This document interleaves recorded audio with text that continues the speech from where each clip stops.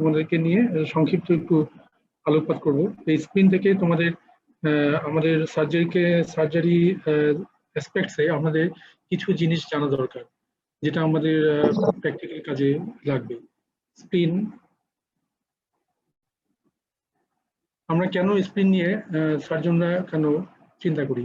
আমাদের সার্জারি ওয়ার্ডে স্পিনের আমাদের কিছু মেডিকেল কন্ডিশন আছে যেগুলো নিয়ে আমরা প্যাথোলজিক্যাল কন্ডিশন আছে সেগুলো নিয়ে আমরা কোনো ডিল করি না। আমরা আমাদের সার্জারি ওয়ার্ডে স্প্লেনোমেগালি অর্থাৎ ইনলার্জমেন্ট অফ দ্য স্পিন, হ্যাঁ, বিশেষ করে massive enlargement of the spin, এগুলি আমাদের কাছে আসে স্প্লেনিকটমি করার জন্য। এটা নিয়ে আমরা এইটুকু অ্যাসপেক্টে আমরা সার্জনরা আমরা কাজ করি।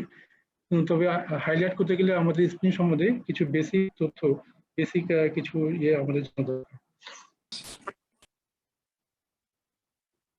কিছু ফাংশন নিয়ে আমরা স্পিনের আমরা জানা আবশ্যক, এটা আমরা পরীক্ষায় জিজ্ঞেস করি। তার মধ্যে first of all is immune function. হ্যাঁ, কিছু ইমিউন অ্যান্টিবডি তৈরি করে, যেটা আমাদের সবচেয়ে ইম্পর্টেন্ট হচ্ছে হিমোগ্লোবিন। এটা আমরা জিজ্ঞেস করি যে পরীক্ষায় কোন হিমোগ্লোবিনটা আমরা স্পিন প্রডিউস করে, তার মধ্যে হচ্ছে হিমোগ্লোবিন এম। কিছু ফিল্টার ফাংশন আছে, আমাদের ফিল্টার করে হচ্ছে এটা ক্যাপসুলেটেড অর্গানিজম। ক্যাপসুলেটেড অর্গানিজমের মধ্যে মোস্ট কমনলি নিউমোকক্কাসটা এটা ফিল্টার করে। এটা তোমাদের মনে রাখা দরকার যে আমরা স্প্লেনিকটমি করার আগে, বিফোর দ্যাট অপারেশন, আমরা নিউমোকক্কাল ভ্যাকসিন আমাদের এটা নেওয়া আবশ্যক। 3 ধরনের ভ্যাকসিন আমরা নিই, তার মধ্যে নিউমোকক্কাল ভ্যাকসিনটা খুবই এটা is a must before doing splenectomy. Pitting কিছু ফাংশন আছে, রিজার্ভার ফাংশন আছে, এন্ড সাইটোপয়েসিস আছে। আর তাহলে এখানে একটা জিনিস হচ্ছে, পিটিং জিনিসটা হচ্ছে যে তোমার যে আরবিসি যে আছে, আরবিসি এবং প্লেটলেটস আমাদের ব্লাডের যে অনুক্রিয়া, এগুলি কিন্তু সিকুয়েস্ট্রেশন হয় এবং এখান দিয়ে স্পিনের মাধ্যমে এটা রিমুভ হয়, স্ক্যাভেঞ্জার হয়। এই দুটো ফাংশন কিন্তু আমরা স্পিন নিয়ন্ত্রণ করে। আয়রন, আমাদের বডির মেটাবলিজম যে আয়রন পুলটা, এই আয়রন পুলটাকে রিসার্কুলেট করে, রিসাইকেল করে, এটাও কিন্তু স্পিনের একটা কাজ। এবং আরেকটা জিনিস হচ্ছে যে প্লেটলেটের 80% প্লেটলেট, আমাদের প্লেটলেটের 80% প্লেটলেটই কিন্তু তোমার স্পিনের মধ্যে থাকে। হ্যাঁ, এটা কিন্তু তোমাদের মনে রাখতে হবে। হ্যাঁ, সো রিজার্ভার ফাংশন হিসেবে স্পিন প্লেটলেটটাকে ধারণ করে রাখে, এটাকে তোমাদের মনে রাখতে হবে। প্লেটলেট ফাংশনটা কিন্তু স্পিনিং ফাংশনের উপর, অর্গানিক ফাংশনের উপর খুব নির্ভরশীল। সাইটোপয়েসিস, হ্যাঁ, এটাও আমাদের মনে রাখতে হবে। তো এই কয়টা হেডিং এ আমরা সার্জনসরা এটা নিয়ে আমরা কাজ করি। ফার্স্ট অফ অল আমি কি বললাম, ইমিউন ফাংশন। সেকেন্ড ফাংশন বললাম ফিল্টার ফাংশন। থার্ড ফাংশন বললাম সিকুয়েস্ট্রেশন অর্থাৎ পিটিং। অ্যান্ড ফোর্থ ফাংশন বললাম রিজার্ভার ফাংশন।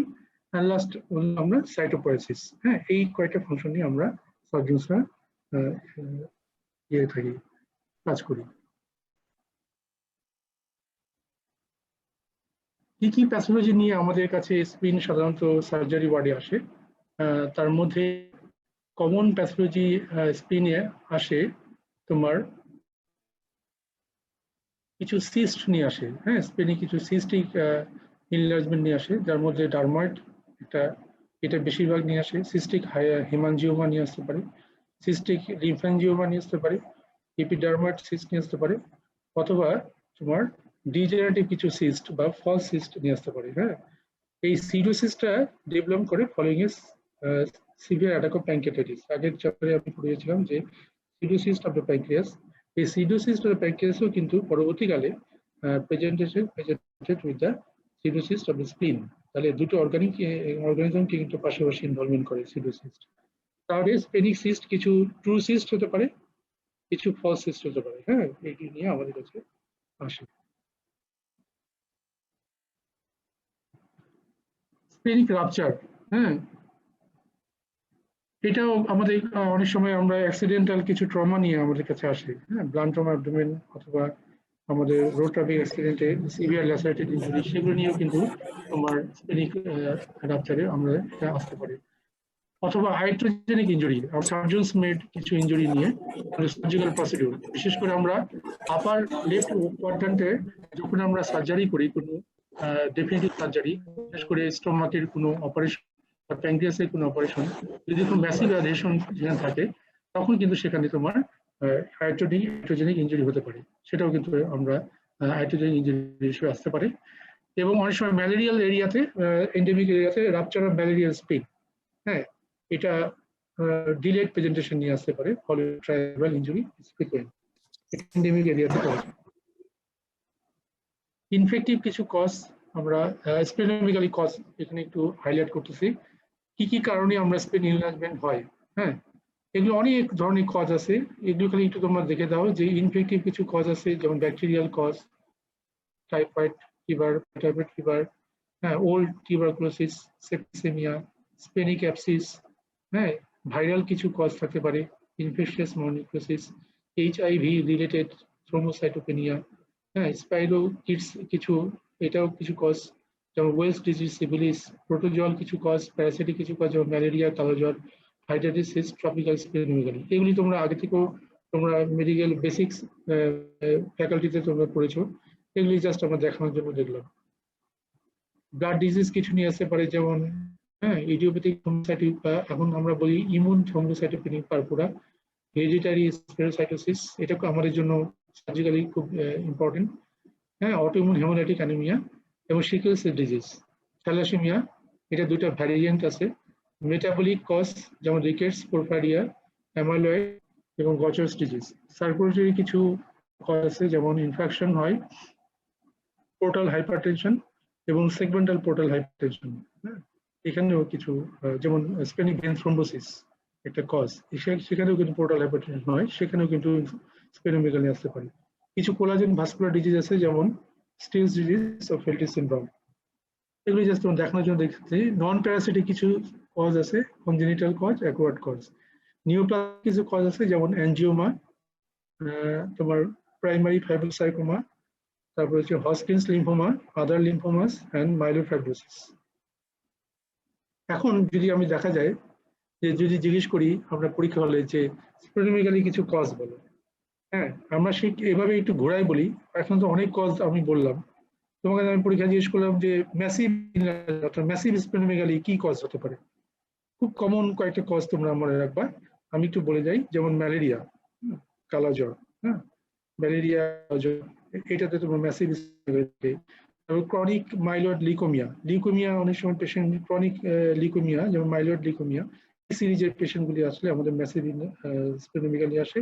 এবং আরেকটা কজ হচ্ছে তোমার ট্রপিক্যাল স্প্লেনোমেগালি, ট্রপিক্যাল কান্ট্রি মানে গ্রীষ্মমণ্ডলীয় দেশ, আর্কটিক কান্ট্রি, এই গ্রীষ্মমণ্ডলীয় যে দেশগুলি সেখানে কিন্তু ট্রপিক্যাল এনভায়রনমেন্টে স্প্লেনোমেগালি হয়, এইগুলি আমরা পাই, এটাও কিন্তু ম্যাসিভ স্প্লেনোমেগালি আসে। এবং লাস্ট অফ অল যেটা মনে রাখা দরকার, মাইলোফাইব্রোসিস, এটাও কিন্তু ম্যাসিভ এনলার্জমেন্টে আসে, আমি এটাকে অনেক পরে দেখিয়েছি, হ্যাঁ, এটা হচ্ছে মাইলোফাইব্রোসিস, এটাও তোমরা মনে রাখবা, তোমার এই যে আমি শেষে দেখাচ্ছি যে এটা একটা নিউপ্লাস্টিক কন্ডিশন, মাইলোফাইব্রোসিস, এটাতেও কিন্তু ম্যাসিভ এনলার্জমেন্ট অফ স্পিন নিয়ে আসে। তাহলে কি কি বললাম, ম্যাসিভ স্প্লেনোমেগালি কিছু কজ, ম্যালেরিয়া, কালো জ্বর, তোমার হচ্ছে chronic myeloid leukaemia, tropical splenomegaly এবং মাইলোফাইব্রোসিস, এই পাঁচটা কজ যদি তোমরা বলতে পারো, this is enough for you. Hypersplenism, এটা তোমরা প্যাথোলজিতে তোমরা পড়েছো এর আগে, তোমরা একটু সংজ্ঞাটা আমরা অনেক সময় রিটেনে আসে। It is an indefinite clinical syndrome that is characterized by splenic enlargement, any combination of anemia, leukopenia, or thrombocytopenia, or pancytopenia, with compensatory bone marrow hyperplasia, and improvement of this condition, pathological condition, after splenectomy. আমরা যদি এই যে triad of syndrome, কি triad syndrome বললাম, splenic enlargement, pancytopenia and compensatory bone marrow hyperplasia, এই যে triad syndrome থাকে, এটা যদি স্প্লেনিক্টমি করি আমরা, এই ট্রায়াড অফ সিমটমটা রিলিভ হয়ে যাবে। এটা ট্রিটমেন্ট কি, আমরা কনজারভেটিভ ম্যানেজমেন্ট করব, ফলোড বাই ক্লিনিক্যাল জাজমেন্ট করব, আমরা এটা রিস্ক বেনিফিট রেশিওটা দেখব, তারপরে আমরা উই গো ফর স্প্লেনিক্টমি। তাহলে স্প্লেনিক্টমি করলে এই যে ট্রায়াড অফ সিনড্রোমটা এটা আমরা রিমুভ করতে পারবো। কি কি ট্রায়াড সিনড্রোম বললাম, একটা হচ্ছে তোমার ম্যাসিভ স্প্লেনোমেগালি, একটা হচ্ছে প্যানসাইটোপেনিয়া, একটা হচ্ছে তোমার বোন ম্যারো হাইপারপ্লেসিয়া। অ্যাপসিস একটা কন্ডিশন নিয়ে আসে, স্পেনেও কিছু অ্যাপসিস হতে পারে, প্যানক্রিয়াটিক নেক্রোসিস, হ্যাঁ, এটা একটা কজ, প্যানক্রিয়াটিক নেক্রোসিস পরবর্তীতে স্পেনিক অ্যাপসিস নিয়ে আসতে পারে। কারণ প্যানক্রিয়াসের ঠিক ইমিডিয়েট সারাউন্ডিং থাকে। আদার ইন্টারঅ্যাবডোমিনাল ইনফেকশন এটাও হতে পারে। পারপুরাল সেপসিস, আমরা এটা তোমার গাইনিকোলজিক্যাল কন্ডিশন অর্থাৎ অবস্টেট্রিক্যাল একটা কন্ডিশন, তোমরা শিখেছো যে পারপুরাম পিরিয়ডে অর্থাৎ ডেলিভারির 42 দিনের মধ্যে যে পারপুরাল পিরিয়ডটা থাকে সেখানে কিন্তু তোমার সেপসিস হতে পারে। ইনফেক্টেড স্পেনিক এম্বোলাস, হ্যাঁ, স্পেনিক এম্বোলাস যেটা আছে সেটাও থেকে যদি ইনফেকশন হয় সেটা তোমার স্পেনিক অ্যাবসেস ডেভেলপ হতে পারে। টাইফয়েড, প্যারাটাইফয়েড হিসেবে স্পেনিক অ্যাবসেস আসতে পারে। অস্টিওমাইলাইটিস একটা বোন ইনফেকশন, সেখান থেকেও কিন্তু তোমার স্পেনিক অ্যাবসেস আসতে পারে।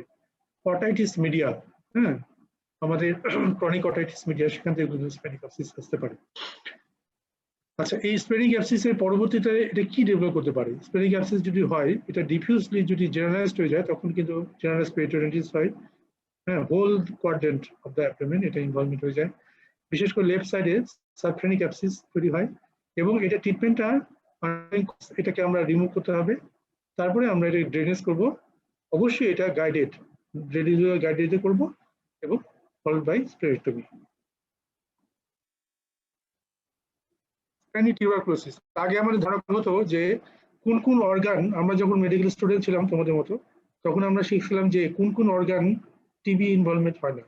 তখন আমরা পড়তাম যে প্যানক্রিয়াস, স্প্লিন, থাইরয়েড, হ্যাঁ, তারপরে যে তোমার স্কিন, এগুলোতে কিন্তু টিবি হয় না। কিন্তু এখন দেখা যাচ্ছে যে না, no organ is immune for TB, ঠিক আছে। এখন স্প্লিনেও কিন্তু টিউবারকুলোসিস হতে পারে, ঠিক আছে। এটাও এখন এস্টাবলিশড একটা ইয়ে, এটা আমাদের ডেইলি ল্যাবে চলে আসছে। সো ইয়াং স্পেনিক টিউবারকুলোসিস কখন আমরা এটা ডায়াগনোসিস করবো কিভাবে? পেশেন্টগুলো সাধারণত সাফারার হয় ইয়ং পেশেন্ট, যেটা স্প্লেনোমেগালি থাকে, তার সাথে তাদের কিছু সিমটোমেটিক ইয়ে থাকে, মানে যেমন অ্যাসথেনিয়া থাকে, ওয়েট লস থাকে, ফিভার থাকে, কনস্টিটিউশনাল কিছু সিমটম থাকে, তার সাথে স্প্লেনোমেগালি থাকে, এবং এই পেশেন্টগুলি সাধারণত ইয়াং এজড হয়। Tuberculosis of the স্প্লিন May produce portal hypertension, এটা তোমাদের মনে রাখতে হবে, এবং পরবর্তীকালে এটা কোল্ড অ্যাবসেস হতে পারে। তাহলে এই টিউবারকুলোসিস যদি স্প্লিনে থাকে, সেগুলি হিসেবে আসতে পারে পরবর্তীকালে portal hypertension or pain may develop cold abscess। এই ট্রিটমেন্ট কি করবো? আমরা অ্যান্টি টিউবারকুলার ড্রাগস দিব, আমরা কমনলি 9 months to 12 months এটা দিতে পারি। এবং এটা স্পেনিক টিবি করাটা কিন্তু খুব ডিফিকাল্ট, কারণ এখানে কিছু ইনফ্লামেটরি অ্যাডিশন থাকে, কারণ এটা একটা ক্রনিক একটা ইয়ে কন্ডিশন, ইনফ্লামেটরি কন্ডিশন, হ্যাঁ, একটা গামাটাস কন্ডিশন, সেখানে কিন্তু তোমার এটা ইনফ্লামেটরি অ্যাডিশন হয়, যার জন্য এটা ডিফিকাল্ট টু ডু স্পেনিক্টমি। এবং এই স্পেনিক্টমি করতে গেলে অবশ্যই আমরা হায়ার সেন্টারে রেফার করব, আমাদের এখানে এটা করা খুব ডিফিকাল্ট। ট্রপিক্যাল স্পেনিক্টমি আগে বলেছি, এটার কিছু কজ তোমরা একটু দেখে নাও। এটা malaria, kala azar, schistosomiasis, occult infection and malnutrition, হ্যাঁ, এটা আমরা কি করব? ট্রিটমেন্ট হচ্ছে স্পেনিক্টমি করব এবং লোকাল সিমটমগুলি আমরা রিমুভ করব, এবং আমরা ম্যালেরিয়াল এন্ডেমিক এরিয়াতে আমরা ম্যালেরিয়াল অ্যান্টিম্যালেরিয়াল থেরাপি দেব, ঠিক আছে। হেমোলাইটিক অ্যানিমিয়া, এটার কি কি চারটা ধাপ। হেমোলাইটিক অ্যানিমিয়া চার প্রেজেন্টেশন হিসেবে আমাদের এখানে আসে, pathological presentation. First of all হচ্ছে হেরিডিটারি স্পেনোসাইটোসিস, এটা সার্জিক্যালি খুব কমন আমাদের, এটা সম্বন্ধে একটু বলবো। অ্যাকোয়ার্ড অটোইমিউন হেমোলাইটিক অ্যানিমিয়া, এটা থ্যালাসেমিয়া, বিশেষ করে কুলেস অ্যানিমিয়া, এটাকে আরেকটা নাম হচ্ছে কুলেস অ্যানিমিয়া, এবং সিকল সেল ডিজিজ। এই চারটা হচ্ছে আমাদের সার্জিক্যাল পার্সপেক্টিভে এটা খুবই ইম্পর্টেন্ট। আমাদের এই ধরনের পেশেন্টগুলি, আমাদের হেমোলাইটিক অ্যানিমিয়া, এই ক্যাটাগরিগুলি আমাদের কাছে আসে বিভিন্ন প্রেজেন্টেশন নিয়ে। কেন আসে আমি একটু করে হাইলাইট করি। দেখো, হেরিডিটারি স্পেনোসাইটোসিস, এটা সম্বন্ধে একটু দেখো যে এটা অটোসোমাল ডমিনেন্ট ডিসঅর্ডার, এবং এটার কি থাকে? স্পেরোসাইটিক, অর্থাৎ আরবিসি গুলি স্পেরোসাইটিক শেপ হয়, এবং আরবিসি মেমব্রেনের যে যে পারমিবিলিটি ফর সোডিয়াম আয়ন, এটা কিন্তু বেড়ে যায়, হ্যাঁ, এবং এটা সোডিয়াম লিভ করে ইনটু আরবিসি সেল এবং অসমেটিক প্রেশারটা রাইজ করে, যার জন্য কি হয়? সোয়েলিং হয়, মেমব্রেন সোয়েলিং হয়, এবং ফ্র্যাজিলিটি, স্পেশালি মেমব্রেনটা অর্থাৎ আরবিসি মেমব্রেনটা ফ্র্যাজাইল হয়ে যায়। So RBC destroyed in the স্প্লিন, হ্যাঁ, যার জন্য অক্সিজেন, এনার্জি, গ্লুকোজ রিকোয়ারমেন্টটা পেশেন্টের বেড়ে যায়। এখানে পেশেন্টগুলি আমাদের কাছে আসে মাইল্ড ইন্টারমিডিয়েট জন্ডিস নিয়ে, সাধারণত ছোটবেলায় অথবা চাইল্ডহুড পিরিয়ডে অথবা জুভিনাল পিরিয়ডে এটা আসতে পারে। তার সাথে কিছু মাইল্ড অ্যানিমিয়া থাকে, স্প্লেনোমেগালি থাকে এবং পরবর্তীকালে patient develop gallstones, circulating bilirubin is not conjugated with glucuronic acid and is not excreted in urine. এবং এই সার্কুলেটেড যে বিলিরুবিনটা এটা বাউন্ড টু অ্যালবুমিন, এই অ্যালবুমিন বিলিরুবিন যে কমপ্লেক্সটা এটা লিভার দিয়ে এটা এক্সক্রিশন হয়, যার জন্য এটা ফর্মেশন হয় পিগমেন্ট গলস্টোনস। আমাদের সার্জারিতে একটা পেশেন্ট হেরিডিটারি রেসপিরেটরি সিস্ট কেন ইম্পর্টেন্ট? এটা ইম্পর্টেন্ট হচ্ছে এই পেশেন্টটা গলস্টোন নিয়ে আসতে পারে, অর্থাৎ তার পেশেন্টটা পরবর্তীকালে তোমার কোলিলিথাইসিস নিয়ে আসতে পারে, অর্থাৎ পিগমেন্ট গলস্টোনস। এটা তোমাদের মনে রাখার জন্য আমি এই দেখাচ্ছি যে যে পেশেন্টগুলি, এই পেশেন্টগুলি পরবর্তীকালে আমাদের সার্জারি ওয়ার্ডে স্প্লেনোমেগালি নিয়ে আসে এবং তারা তোমার গলস্টোন ডিজিজ নিয়ে আসে। এই গলস্টোন ডিজিজটা কেন হয়?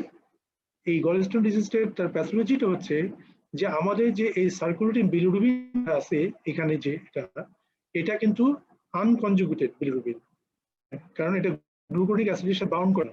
হ্যাঁ, সো যদি যখন এটা যখন বাউন্ড না করে তখন কি হয়, এটা ইউরিন দিয়ে এক্সক্রিশন হতে পারে না। ইউরিন দিয়ে যদি এক্সক্রিশন না হয় তখন কি করে, এটা একটা কমপ্লেক্স তৈরি করে, তখন এটা বাউন্ড করে হচ্ছে লিভারে অ্যালবুমিন, অর্থাৎ অ্যালবুমিনের সাথে বাউন্ড করে। এই অ্যালবুমিন বিলিরুবিনটা যেটা একটা কমপ্লেক্স একটা বন্ডিং তৈরি হয়, এটা তোমার excretion by liver, not by kidney. হ্যাঁ, তো এক্সক্রিশন বাই দ্য লিভার দিয়ে যখন এটা হয় তখন সেটা ফর্মেশন হয় যে পিগমেন্ট গলস্টোন তৈরি করে। এটাই আমরা সাধারণ পরীক্ষা জিজ্ঞেস করি যে common presentation in the surgery ward কি কি কমন কন্ডিশন নিয়ে আসতে পারে। তোমরা দুইটা মনে রাখবা, এটা হচ্ছে স্প্লেনোমেগালি নিয়ে আসে এবং গলস্টোন নিয়ে আসে। তখন আমরা জিজ্ঞেস করি এই গলস্টোনটা কি ধরনের হয়, এটা কি ধরনের টাইপ অফ গলস্টোন, তখন তোমরা বলবা এটা পিগমেন্ট গলস্টোন। হ্যাঁ, যে পিগমেন্ট গলস্টোনটা প্রডিউসিংটা মেকানিজমটা কি, তখন বলবো যে এটা আনকনজুগেটেড বিলিরুবিয়া, আনকনজুগেটেড বিলিরুবিন এটা not excreted in urine, bound to albumin and excretion by liver and formation of the pigment gallstones। এই কথাটা তোমরা যদি পরীক্ষায় বলো আমরা খুব ভালো ইমপ্রেশন তোমাদের হয়। এটা স্পেরিটিউমিং একটা ট্রিটমেন্ট এবং এর আগে স্পেরিটিউমিং আগে একটা আল্ট্রাসাউন্ড স্ক্যান করি আমরা। কেন? কারণ আমরা গলস্টোন আছে কি নাই আমরা এটা জাজমেন্ট করবো, কারণ গলস্টোন থাকলে তার এই পেশেন্টে একসাথে স্পেরিটিউমি করার সাথে আমরা কোলিসিস্টেক্টমি করতে হবে। এই সিকেল সেল ডিজিজ এটাও কিন্তু আমাদের surgical perspective important. Autosomal recessive disorder, আগেটা বলেছি আমরা অটোসোমাল ডমিনেন্ট, এটা হচ্ছে অটোসোমাল রিসেসিভ। এটার হিমোগ্লোবিন যে অ্যাডাল্ট হিমোগ্লোবিনটা এটা replace by sickle cell haemoglobin, অর্থাৎ হিমোগ্লোবিন এস, এটা দিয়ে রিপ্লেসড হয়ে যায় এবং এর অক্সিজেন টেনশন অর্থাৎ হাইপোক্সিয়া হয়, হিমোগ্লোবিন এস মলিকুলটা ক্রিস্টালাইজ হয়ে যায় এবং যার জন্য পরবর্তীকালে distorting and elongating the RBC. এর ব্লাড ভিসকোসিটি খুব বেড়ে যায়, যার জন্য এই যে স্পিনিং যে একটা ফ্লো অফ সার্কুলেশন এটা কিন্তু ব্লাড ফ্লোটা to the spleen is obstruction হয়, যার জন্য ফর্মেশন অফ দি স্প্লেনিক একটা মাইক্রো একটা তোমার এখানে তোমার এম্বোলাই তৈরি হয়, যার জন্য তোমার থ্রম্বোলিং তৈরি হয়, পরবর্তীকালে ভাস্কুলার অক্লুশন হয় এবং ভাস্কুলার অক্লুশন হওয়ার জন্য এই যে সার্কুলেশনের যে অবস্ট্রাকশনটা হয়, যার জন্য এই পেশেন্টগুলি আমাদের কাছে কি নিয়ে আসে, বোন নিয়ে আসে। হ্যাঁ, ব্যথা, জয়েন্ট পেন নিয়ে আসে, প্রাইমাটিজম নিয়ে আসে, নিউরোলজিক্যাল কিছু অ্যাবনর্মালিটি নিয়ে আসে, স্কিন আলসার নিয়ে আসে। হ্যাঁ, এবং খুব কমন এটা তোমরা দেখবা যে আমাদের লেগ আলসার, হ্যাঁ, এটা নিয়ে আসতে পারে আমাদের। তাহলে কেন হতে হয়, যে ব্লাড স্ট্যাসিস হয়, ভাস্কুলার অপারেশন হওয়ার জন্য স্ট্যাসিস হয়, এই যে একটা ব্লাডে যে একটা স্থিতি অবস্থা চলে আসে, তার জন্য এই কন্ডিশনগুলো নিয়ে আমাদের কাছে আসে। বোন পেন নিয়ে আসে, জয়েন্ট পেন নিয়ে আসে, প্রাইমাটিজম নিয়ে আসে, নিউরোলজিক্যাল কিছু অ্যাবনর্মালিটি নিয়ে আসে, স্কিন আলসার নিয়ে আসে, লেগ আলসার নিয়ে আসে এবং এই পেশেন্টগুলো হাইপোক্সিক থাকে। হ্যাঁ, that's a sickling crisis in patient undergoing general anesthesia, hydration partially extended transmission করতে হয়। পেশেন্টগুলিকে বিফোর আমরা যখন এটা ডুইং জেনারেল অ্যানেস্থেসিয়া দেওয়ার আগে এই পেশেন্টকে কারেকশন অফ হাইপোক্সিয়া অবশ্যই করতে হবে, এই পেশেন্টকে হাইড্রেশন কারেকশন দিতে হবে। হাইড্রেশন কারেকশন করার পরে পেশেন্টকে অনেক সময় আমরা পার্শিয়াল এক্সচেঞ্জ ট্রান্সফিউশন করতে হয়, তারপরে পেশেন্টকে আমরা সিকলিং ক্রাইসিসটা যদি ওভারকাম করে যাই তখন আমরা ডেফিনিটিভ ট্রিটমেন্টে যেতে পারি। ক্রনিক হাইপারটেনশন থাকে, এই পেশেন্টগুলি পরবর্তীকালে এটা অ্যাডোলেসেন্ট পিরিয়ডে এগুলি ক্রনিক হাইপারটেনশন নিয়ে প্রেজেন্ট করতে পারে।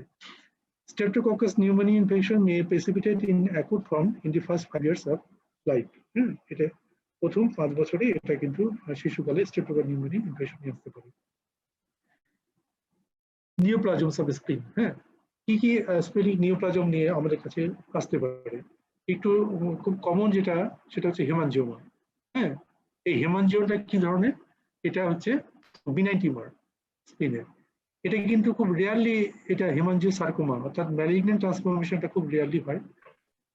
আরেক ধরনের টিউমার হচ্ছে লিম্ফোমা, এটাও কিন্তু নিওপ্লাস্টিক এনলার্জমেন্ট অফ দ্য স্প্লিন। আমরা এখানে স্পেক্টমি করি এই যে লিম্ফোমাতে। কেন স্পেক্টমি করি, কি সুবিধা? লিম্ফোমাতে, স্প্লিনিক লিম্ফোমাতে আমরা সিমটমটাকে রিলিভ করার জন্য আমরা স্পেক্টমি করি। এখানে গ্রস স্প্লিনোমেগালি থাকে, যার জন্য তোমার কি হয়, এখানে কিছু সিমটম অ্যারেজ করে। সেটার জন্য কিন্তু আমরা এই সিমটম রিলিভ করার জন্য আমরা, যেমন পেইন হয়, এই পেশেন্টগুলো অনেকদিন ধরে পেইন হয়, অ্যানিমিয়া হয়, এগুলি কারেকশন করার জন্য তোমরা স্পেক্টমি করি। অথবা আমরা এটা ডায়াগনোসিস পারপাজে আমরা লিম্ফ নোড আছে কিনা এটা দেখার জন্য আমরা অনেক সময় এটা স্পেক্টমি করি। তাহলে আমরা ট্রিটমেন্ট কি করবো? এটা ট্রিটমেন্টটা আমি বললাম হচ্ছে স্টেজিং ল্যাপারোস্কোপি। এটা হজকিন্স লিম্ফোমাতে করি, স্টেজ 1 এবং স্টেজ 2A এই পর্যন্ত আমরা হজকিন্স লিম্ফোমা যেটা আছে সেটা স্টেজিং ল্যাপারোস্কোপি করতে পারি। এবং আরেকটা অপশন হচ্ছে পারকিউটেনিয়াস বায়োপসি করতে পারি under radiological guidance, ultrasound or CT guidance.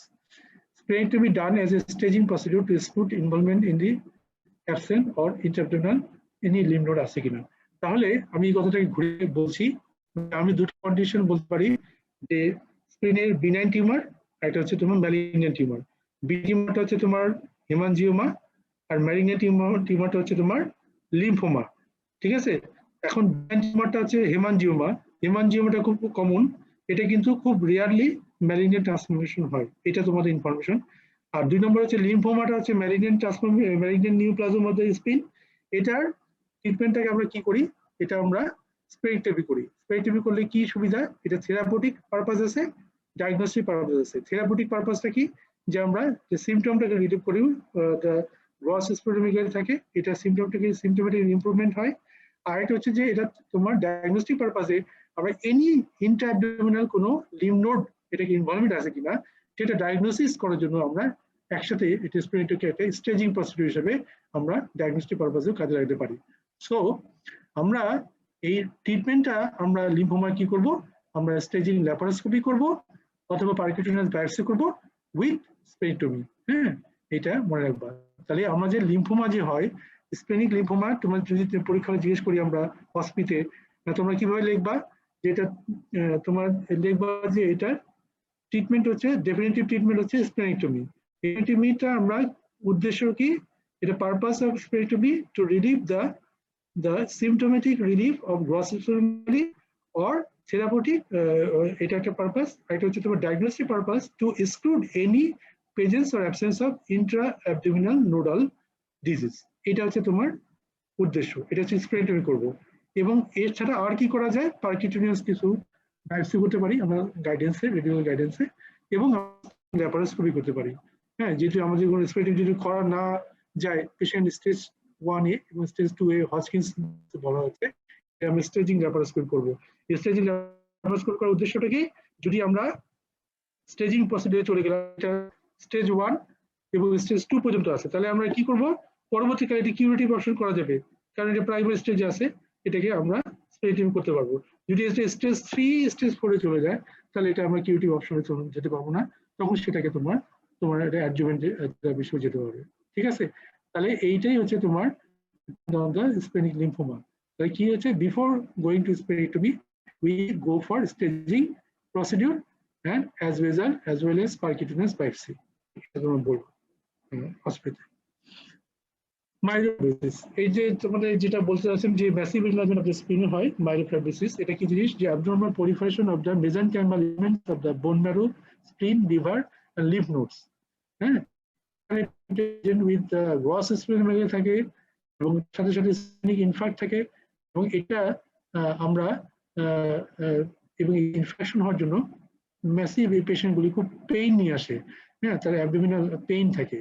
Experiment যদি করি আমরা, এই যে যে তার যে সিমটোমেটিক রিলিভ হচ্ছে, যে পেশেন্টের অ্যানিমিয়া যে ডেভেলপ হয়, এটা যে ব্লাড ট্রান্সফিউশন দিতে হয়, যে মানে তোমার বছরের দিন 4 বার ব্লাড ট্রান্সফিউশন দিতে হচ্ছে, এটা কিন্তু আমরা নিড ফর ব্লাড ট্রান্সফিউশন এটা কমাতে পারি। এটা আমার একটা স্প্রেডিংয়ের উদ্দেশ্য। আর এটা হচ্ছে যে discomfort resulting from the gross spreading, অর্থাৎ পেইন যে হয় এটা আমরা রিমুভ করতে পারি। তাহলে পেইন কমানোর জন্য এটা স্প্রেডিং করতে পারি। আর এটা হচ্ছে তোমার এই যে অ্যানিমিয়া কারেকশনের জন্য আমরা যে ব্লাড ট্রান্সফিউশন দিতে হয়, এটা করে আমরা এটাকে ইয়েটা মানে তোমার ফ্রিকোয়েন্সিটাকে কমানোর জন্য আমরা এটা স্প্রেডিং করি। তাহলে এটা হচ্ছে মায়োফাইব্রোসিস, এটা গ্রস স্প্লেনোমেগালি হয়। এটা কি হয়? Mesenchymal elements of the bone marrow, spleen, liver আর লিম্ফ নোডস, অর্থাৎ রেটিকুলার সেলগুলি, এগুলি কিন্তু তোমার মেসেনকাইমাল এলিমেন্টগুলি, এগুলি তোমার অ্যাবনর্মালি প্রলিফারেশন হয়। এই কন্ডিশনটাকে আমরা বলেছি মায়োফাইব্রোসিস। স্প্লেনোটমি, এই যে আমরা সার্জিক্যালি আমরা যে কাজ করি স্প্লেনোটমি নিয়ে কোন কোন ইন্ডিকেশন, এটা তোমাদের খুব ভালো করে আমাদের ভাইভাতে এটা নিয়ে, বিশেষ করে হসপিটালে তোমাদের প্রতিটা লাইন বাই লাইন মনে হবে। কমন ইন্ডিকেশন হচ্ছে আমরা অ্যাক্সিডেন্টাল ট্রমা, এটা প্রথমে বলবো তোমরা। 2 নম্বর হচ্ছে অপারেটিভ, আমরা যে ইয়ে করি ইসোফেগাল গ্যাস্ট্রেক্টমি করতে পারি, এটা যদি বড় অপারেশন রেডিক্যাল ইসোফেগাল গ্যাস্ট্রেক্টমি করতেছি স্টোমাক ক্যান্সারের জন্য, সেখানে মোবিলাইজেশন করি আমরা ইসোফেগাস, স্টোমাক, তারপরে স্পেনিক ফ্লেক্সার অফ দ্য কোলন, তারপর ডিস্টাল প্যানক্রিয়াস। অর্থাৎ আমরা স্টোমাক বেডে যখন আমরা কাজ করি, এই স্টোমাক বেডে যে স্ট্রাকচারগুলিকে যখন আমরা মোবিলাইজ করি, তখনই কিন্তু অনেক সময় স্পিনে ইনজুরি হতে পারে। এই অপারেটিভ কিছু ইনজুরি, এই ক্ষেত্রেও কিন্তু আমাদের ইন্ডিকেশন আছে স্প্লেনোটমি করতে হবে পরবর্তীকালে, স্প্লিনকে রাখা যাবে না। অনকোলজিক্যাল কিছু ইন্ডিকেশন, যেমন removal of N block with the stomach as a part of the radical gastrectomy, হ্যাঁ, অনকোলজিক্যাল পারপাসে এটা আমরা, অর্থাৎ আমরা টিউমারের, এটা হচ্ছে তোমার অনকোলজিক্যাল বলতে মিনস হচ্ছে আমরা এটাকে আমরা টিউমারটাকে রেখে আসবো, মানে কি রেডিক্যাল করব, মনে করো যে আমাদের রেডিক্যালি আমরা করে, মানে আমরা টিউমার যে মার্জিনটাকে, এটা মনে করি যে আমরা টিউমার তো অপারেশন করে আসি, টিউমার অপারেশন করার পরে কিন্তু আমরা একটা হিস্টোপ্যাথোলজি করি। হিস্টোপ্যাথোলজি কিন্তু আমাদের একটা ইয়ে দেয়, রিপোর্টটা দেয়, প্রথম রিপোর্টে থাকে যে টিউমার মার্জিনটাকে ফ্রি আছে কিনা, অর্থাৎ একটা ভিসেরা থেকে যখন আমরা তার টিউমারাস পোর্শনটাকে রিমুভ করলাম, আমরা কি পুরো ক্লিয়ার করতে পারলাম যে এই যে মনে করো যে স্টোমাকের যে ক্যান্সারটা, এখান থেকে যে 1 সেন্টিমিটার, এই পাশে ডিস্টালি 5 সেন্টিমিটার, এই পাশে 2 সেন্টিমিটার, এইটি কি পুরো মার্জিনটা কি আমরা সুন্দর করে রিসেকশন করতে পারছি কিনা, এটা কিন্তু হিস্টোপ্যাথোলজি পরবর্তী আমরা দেখতে হয়। আমরা কিন্তু অনেক সময় ফেল করি, এটাকে আমরা একটা ক্যাটাগরি করি R0, R1, R2, R3। R0 মানে সাকসেসফুল, আমাদের কোনো ক্লিয়ার মার্জিন, আমরা সবগুলোকে ক্লিয়ার করতে পারছি। R1 পারি নাই, কিছু আমাদের ফল্ট আছে। R2 মানে আরো ডিফিকাল্ট, আমরা মানে ঠিকমতো সার্জারি করতে পারিনি। R3 মানে হচ্ছে ফল্ট, আমাদের সার্জিক্যাল ফল্ট। তো এগুলোকে আমরা বলা হচ্ছে যে অনকোলজিক্যাল। আমাদের অনকোলজিক্যাল যখন আমরা একটা এন ব্লক অপারেশন করি, অর্থাৎ টোটালি যখন ইন টোটো যখন আমরা এই টিউমারাস পোর্শনটাকে অর্গান থেকে নিয়ে আসি, তখন কিন্তু আমাদের এই রেডিক্যাল অপারেশন যখন করি, তখন কিন্তু আমাদের এটা খেয়াল রাখতে হয় যে tumour margin is free within the tumour field, এটা কিন্তু আমাদের উদ্দেশ্য। তো অনকোলজিক্যাল পারপাসেও কিন্তু আমাদের দেখতে হবে, আমাদের এটা অনেক সময় রিমুভাল যখন রেডিক্যাল গ্যাস্ট্রেক্টমি করি, তখন কিন্তু আমরা এটা ওই স্প্লেনোটমি অনেক সময় করতে হয়, কারণ তখন স্প্লিনিং ইনজুরি হলো কি হলো না এটা আমাদের মাথায় থাকে না, কারণ আমাদেরকে ইন টোটো রেডিক্যাল গ্যাস্ট্রেক্টমি এটাকে পারপাসটাকে সার্ভ করতে হয়। সো আমাদের আশেপাশে ভিসেরাগুলিতেও ইনজুরি হতে পারে, এই হিসেবে করতেও অনেক সময় এটা ভালো করতে যায়, ওটা অনেক সময় ইনজুরি হতে পারে। সো এগুলো আমাদের মনে রাখতে হবে operative. Removal of an end block with the pancreas as a part of the distal or total pancreatectomy, both are diagnostic or therapeutic. এগুলি করতে যায় রেডিক্যাল গ্যাস্ট্রেক্টমি অথবা তোমার ডিস্টাল বা প্যানক্রিয়াটেক্টমি অথবা টোটাল প্যানক্রিয়াটেক্টমি করতে গেছি, এই যে একটা রেডিক্যাল অপারেশন, এগুলি করতে যাই আমরা ডায়াগনস্টিক পারপাসে করি আর থেরাপিউটিক পারপাসে করি। অনেক সময় এর সাথে সাথে ইনজুরি স্প্লিন হয়ে যায়, তখন কিন্তু আমাদের সিদ্ধান্ত নিতে হয় যে একই সিটিং এ আমাদের স্প্লিনটাকে রিমুভ করতে হয়, অর্থাৎ পার্টিকে আমরা কাউন্সিলিং করে আমরা স্প্লিন করে দেয়।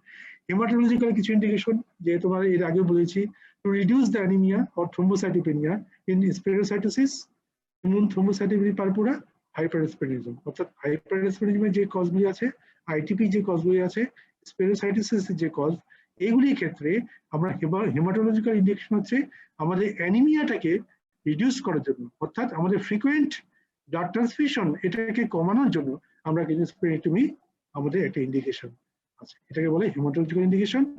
অথবা এখানে যে প্যানসাইটোপেনিয়া হয় অর্থাৎ থ্রোম্বোসাইটোপেনিয়া বিশেষ করে, এই থ্রোম্বোসাইটোপেনিয়াটাকে প্রিভেন্ট করার জন্য আমরা অবশ্যই এটা স্প্লেনেক্টমি করব, কারণ আমাদের প্লেটলেট আমাদের খুবই একটা ইম্পর্টেন্ট একটা উল্লেখযোগ্য বিষয়।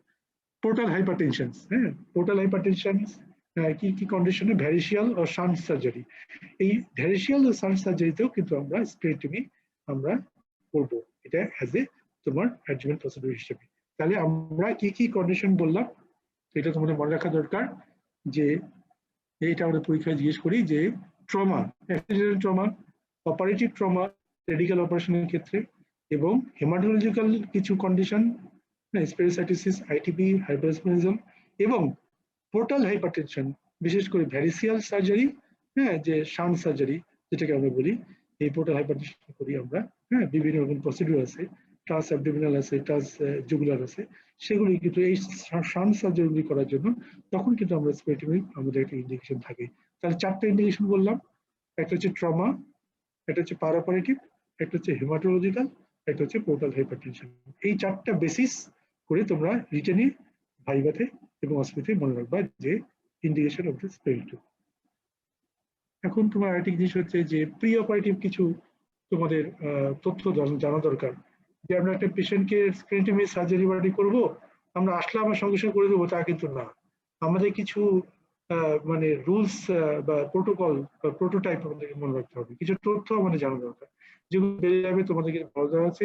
এগুলো কিন্তু ওয়ার্ল্ড ওয়াইড আমাদের এগুলি আমাদের অবশ্যই শিখতে হবে। তোমাদের ইন্টার্নি পিরিয়ডে বিশেষ করে তোমরা যেমন একজন বিশেষজ্ঞ চিকিৎসা হবো, সেখান থেকে তোমাদের এগুলি তথ্য তোমাদের সারা জীবন মনে রাখতে হবে।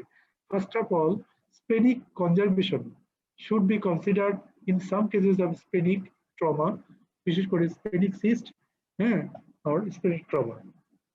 আমরা সবাই করি টোটাল, মানে একটা পেশেন্টের মনে করো যে অ্যাক্সিডেন্ট হয়েছে, দেখলাম যে আমরা মানে শুধুমাত্র যে একটা পোলার হয়েছে, অথবা তোমার একটা ওখানে তোমার একটা তোমার পুরোটা তোমার ল্যাসেরেশন হয়ে যায়, পার্ট অফ দ্য একটা পোর্শন তোমার এখানে ল্যাসেরেশন হয়েছে, সেই ক্ষেত্রে কিন্তু আমরা অলওয়েজ জানি স্প্লিন একটা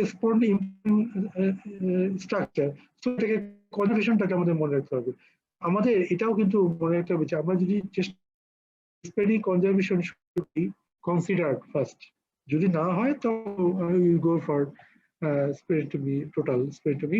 যদি সম্ভব হয়, বিশেষ করে অ্যাক্সিডেন্টাল যে রাপচারগুলি স্প্লিন নিয়ে আসে, আমরা খুব জাজমেন্ট করি, আমরা থরো জাজমেন্ট করি যে পেশেন্ট, আমরা জাজমেন্ট শুধু না, পেশেন্টের জেনারেশন দেখি পেশেন্ট শকে গেছে কিনা, পেশেন্ট 24 ঘন্টা আমরা অবজার্ভ করি, পেশেন্টকে ব্লাড ট্রান্সফিউশন দিই, তারপর না পেশেন্ট ডিটারিয়েট করতেছে যে কন্ডিশন, আমরা তখন সবাই মিলে একটা টিম ওয়ার্ক করে জাজমেন্ট করি যে পেশেন্টকে আমরা কনজারভেশন করতে পারবো না, যদিও মাইল্ড ইনজুরি, কিন্তু আমরা পেশেন্টকে গো ফর রেডিক্যাল স্প্লেনেক্টমি করতে হয়।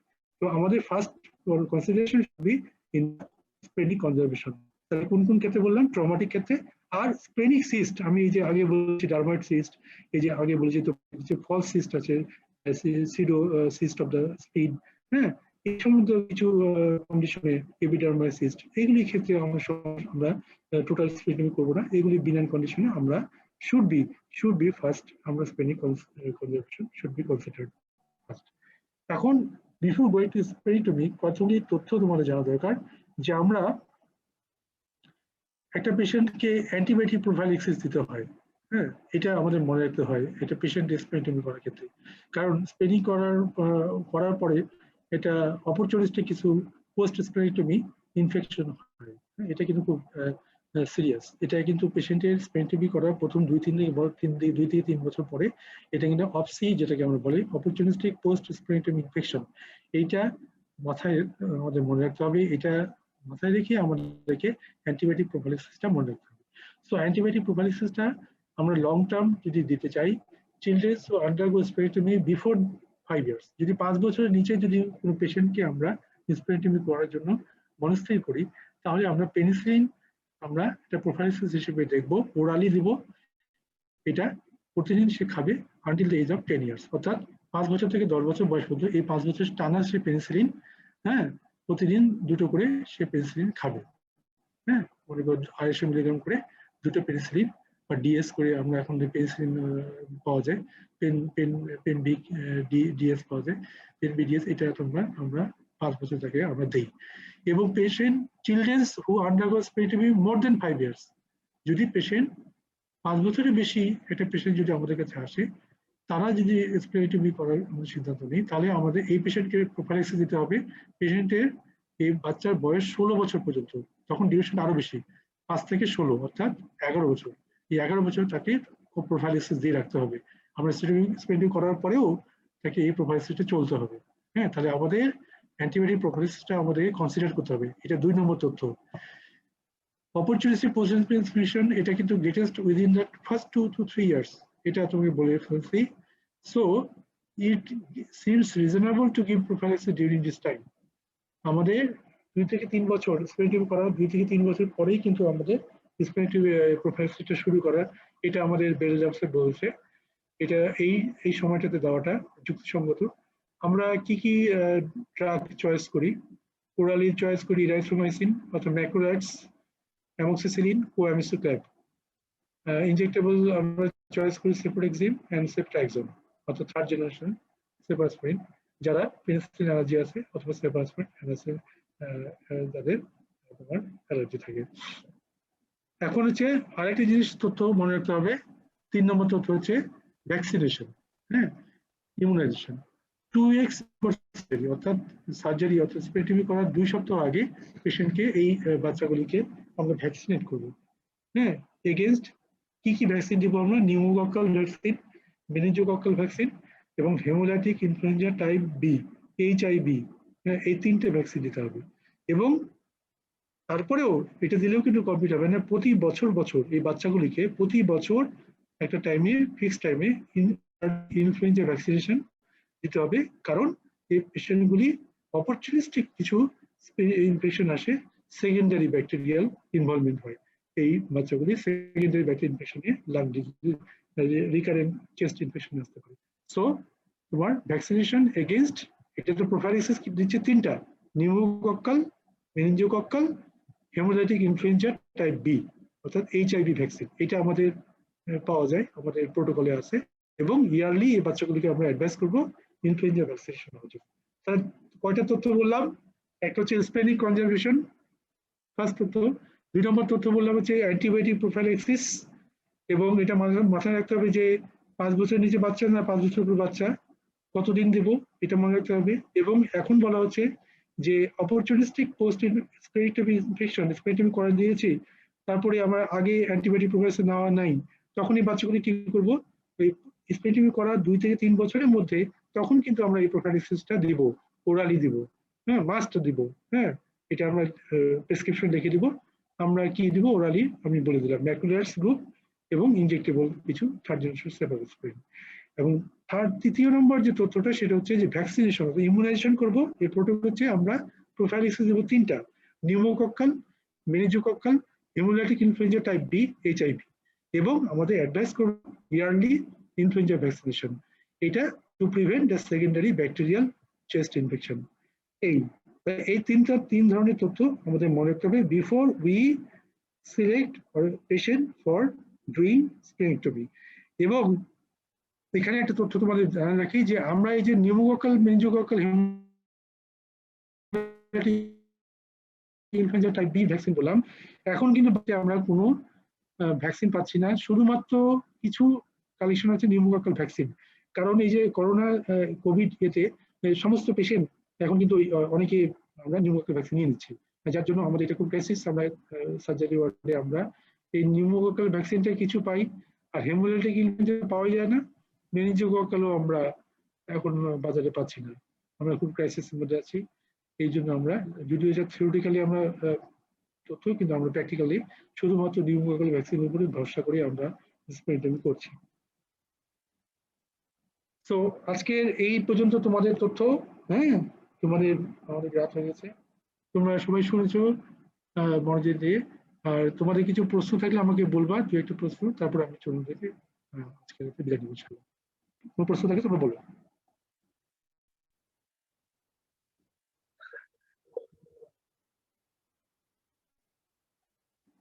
ভ্যাকসিন ইজ মাস্ট, ঠিক আছে। না এখন মানে অ্যাভেলেবল হচ্ছে কি, মানে এটা আসলে মানে তোমাকে যেটা বলতে চাচ্ছি যে আমাকে যে এই স্প্লেনেক্টমি আমাদের কিন্তু সার্জারি ওয়ার্ডে কিন্তু সবসময় আসে না, এটা মানে লোড আছে বুঝতে পারছো? মনে করো যে যে এটা পুরো আমাদের যে দিনাজপুর, তাই না?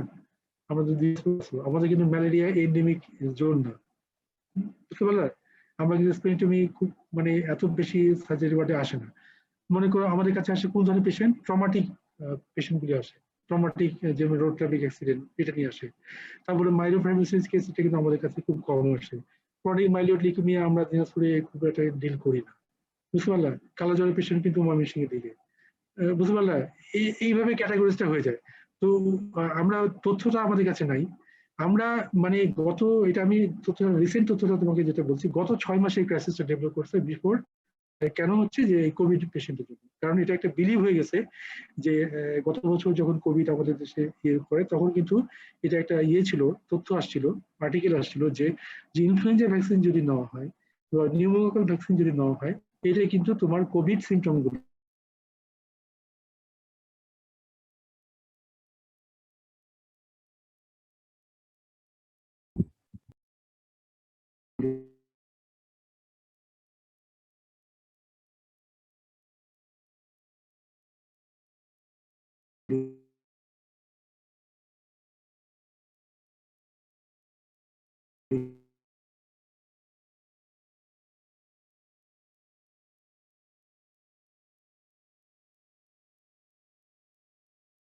থেকে এটা কিন্তু কিছুটা বুঝতে পারে কথাটা। তো তথ্য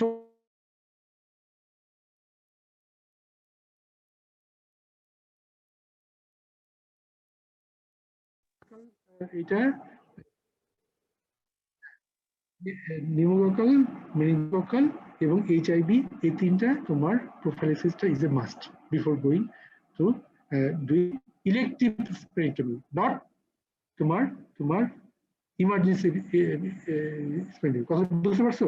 ইলেকটিভ মানে আমরা একটা পেশেন্টকে রেডি করলাম, তাকে একটা সব পরীক্ষা নিরীক্ষা করে এর ইন্ডিকেশন হচ্ছে স্পেন্টমি, হেমাটোলজিক্যাল ইন্ডিকেশন, আইটিপি বা স্পেসাইটিস, হ্যাঁ, এটার জন্য ইন্ডিকেশন করলাম। বা তোমার পেশেন্টে তোমার আছে যে এই পেশেন্টে তোমার অন্য কোনো একটা কজ আছে, মাইলোফাইব্রোসিস, হ্যাঁ, অন্য কোনো কজ, এই হচ্ছে ইলেকটিভ পেশেন্টকে তৈরি রেডি করে আমরা স্পেন্ডি করছি। এই ইলেকটিভ কন্ডিশন যেগুলো আমরা সার্জারি করি তখন আমরা অবশ্যই পেশেন্টটাকে আমরা ভ্যাকসিনেশন করে দেবো 2 সপ্তাহ আগে। কিন্তু একটা পেশেন্ট তোমার কাছে আসছে রাত্রেবেলা, মানে ইমার্জেন্সি সার্জারি, তুমি তোমাকে ডিসিশন নিতে হচ্ছে, তুমি এখানে প্রফেসর নাই, কিছু নাই, স্যার রেজিস্টার আছে, কল দিলাম স্যার এটা করবো কিনা, তুমি কন্ডিশন বলো পেশেন্টে করতে হবে, হ্যাঁ করো, আমি আসতেছি, তুমি রাতের বেলা গেলে তখন বুঝতে পারলে? তখন কিন্তু ওই 2 সপ্তাহ তোমার হাতে নাই, বুঝতে পারলে? তখন কিন্তু তখন কিন্তু তোমার ওই ভ্যাকসিনেশনটা তখন কিন্তু তোমার খেয়াল থাকবে অপরচুনিস্টিক পোস্ট স্পেনিটামি ইনফেকশন, অর্থাৎ পেশেন্টকে তখন অ্যান্টিবায়োটিক প্রোফাইলাইসিস দিকে যেতে হবে, বুঝতে পারলা? তখন তো তুমি কিন্তু ওই প্রাইমারি ভ্যাকসিনেশন দিতে পারলা না, তখন কিন্তু তোমার পোস্ট অপারেটিভ তখন অ্যান্টিবায়োটিক প্রোফাইলাইসিস দিতে হবে, বুঝতে পারলা? হ্যাঁ, এই মানে যেটা আমরা তৈরি করে আমাদের আমাদের যেটা আমরা রেগুলার যেটা অপারেশন করি, মনে করো আমাদের ইউনিটে বুধবারে অপারেশন হয়, ইউনিট 2 মঙ্গলবারে হয়, ইউনিট 1 রোববারে হয়, এরকম যদি আমরা ইলেকটিভ করি না আমরা, যেটা সিলেকশন করার পরে। আর অনেকগুলো আছে যে পারফরেশন হয়ে গেছে, এই পেশেন্টকে কালকেই করতে হবে, এখনই করতে হবে, তখন কিন্তু আমাদের ওগুলা অত মনে করো খালি এখন করোনা টেস্ট অনেক সময় এটা বলা হচ্ছে যে করোনা টেস্টও এখন আমরা ইমার্জেন্সি সার্জারি ইন্ডিকেশন নাই। ইমার্জেন্সি পেশেন্ট করোনা হোক আর না হোক আমরা একটা সিবিসি করবো, চেস্ট এক্সরে করবো, যে সাসপেনশন করি চেস্ট এক্সরে করবো, একটা ইয়ে করবো, সিবিসি করবো, আর একটা যদি তোমার করোনা তোমার যদি আরটিপিসিআর করতে পারি বা অ্যান্টিজেন টেস্ট করতে পারি, ওইটাই দিয়ে আমাদের আনা। হ্যাঁ, আমাদের কিন্তু ওই অত 3 দিন ধরে পেশেন্টকে রাখতে যাবে না, আমরা চেস্ট এক্সরে দেখে ফাইনাল থেকে বলবো যে এটা মনে করোনার মতো মনে হচ্ছে শ্যাডো দেখে। আমাদেরকে আরো স্কিলফুল হতে হবে, এখনকার সিচুয়েশন অনেক ডিমান্ডস, আমাদেরকে ক্লিনিক্যালি খুব আইটাকে শার্প করতে হবে, ঠিক আছে? এই, হ্যাঁ, আর কিছু স্যার বলো? আগের আগের ক্লাসের একটা কোশ্চেন ছিল। হ্যাঁ, বলো বাবা। জি স্যার।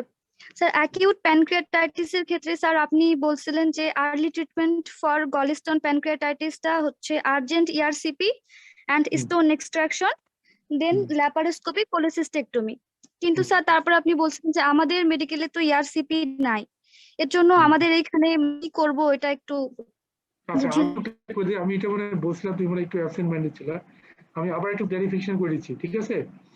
মনে করো যে একটা পেশেন্টের আমাদের দেশে, উন্নত বিশ্বের কথা বাদ দিলাম, আমাদের দেশে কমন মানে অ্যাকুট প্যাঙ্ক্রিয়াটাইটিস বেশিরভাগ আমাদের দেশে আসে গলস্টোন প্যাঙ্ক্রিয়াটাইটিস, ঠিক আছে মা?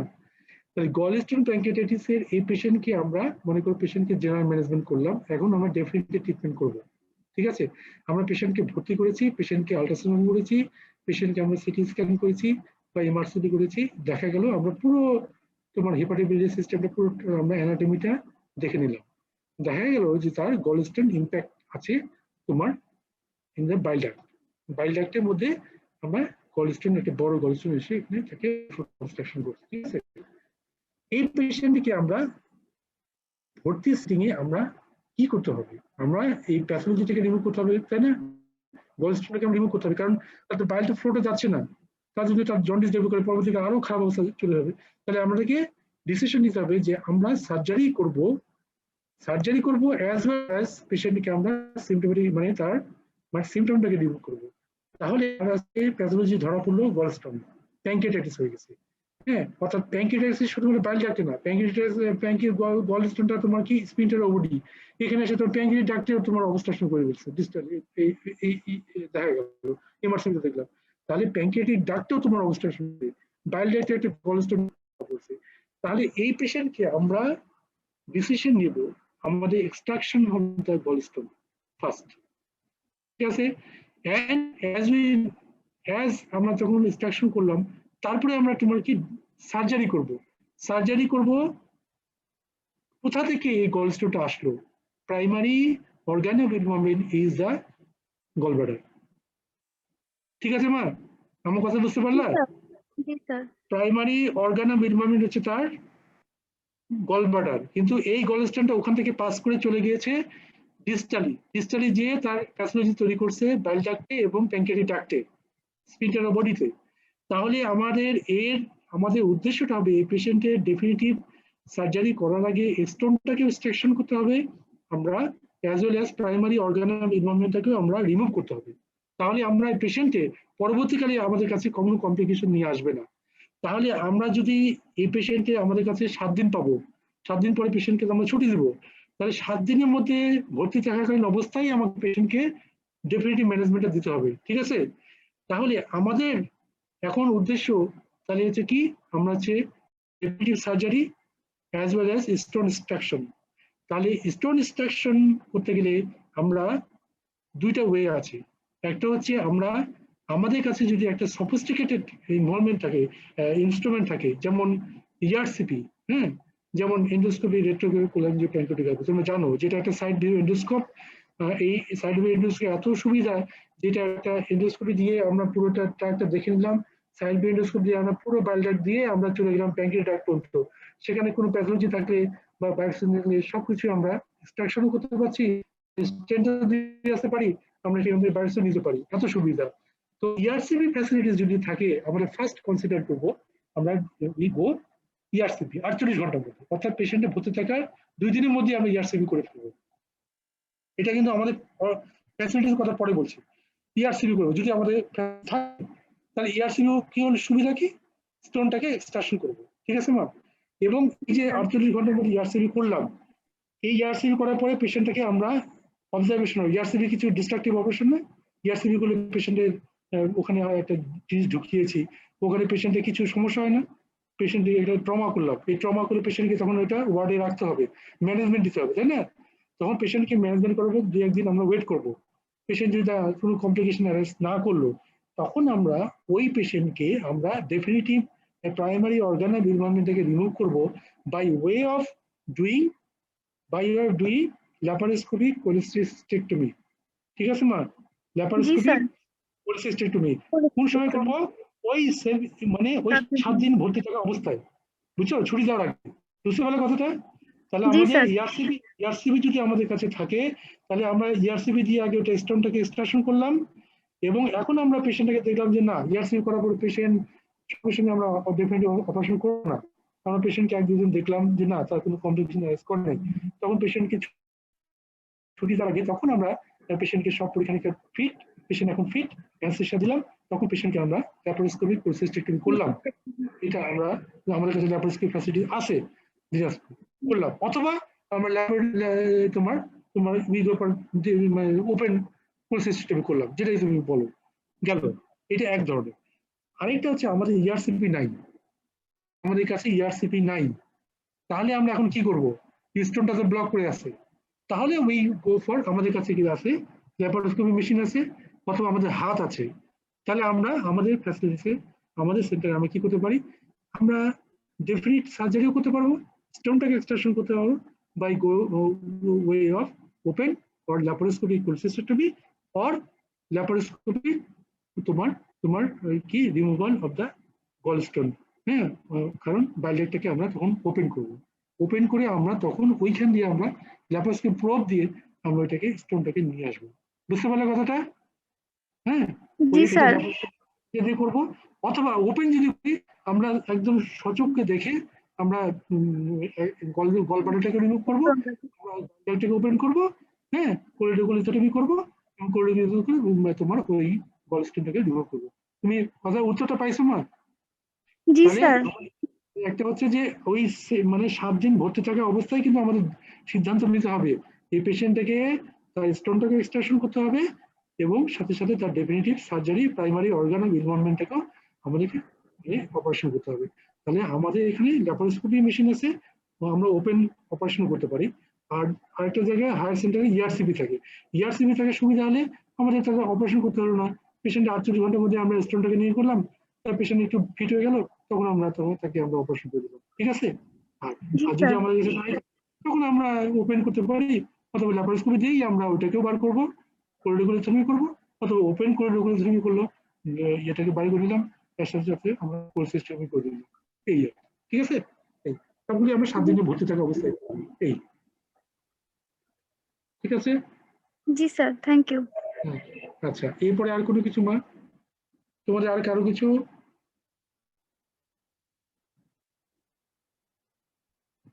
আর কোনো প্রশ্ন আছে?